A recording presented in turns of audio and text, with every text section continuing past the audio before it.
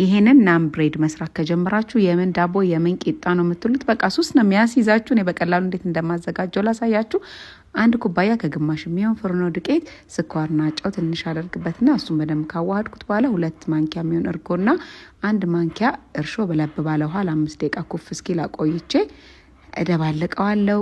ለብ ያለ ውሃ እየጨመርን በደንብ አድርገን ለስለስ ያለ ሊጥ እስኪመጣልን ድረስ እሽት አድርጌ ዘይት ቀብቼ 15-20 ደቂቃ ውስጥ ቆንጆ ሆኖ ይቦካልናል። ከዛ እሱን ከፋፍለነው እንግዲህ እየዳመጥን ብትፈልጉ ቺዝ ውስጡ ብታደርጉ በጣም አሪፍ ነው የሚሆነው። ቺዝ አድርገን እንደዚህ እንዘጋውና ዳመጥ አድርገነው በክቡ የሞቀ መጥበሻ ላይ እንግዲህ እያገላበጥን ለብ እናደርገዋለን። ከዛ የድንብላል ቅጠልና ነጭ ሽንኩርት አብረን ወቀጥ አድርገን ቀባ እናደርገዋለን ከላይ። በጣም ቆንጆ ሽታ ነው የሚሰጠው። ነጭ ሽንኩርት የማትወዱም አለማድረግ ትችላላችሁ፣ ግን በጣም ነው የሚጣፍጠው በዚህ መልኩ።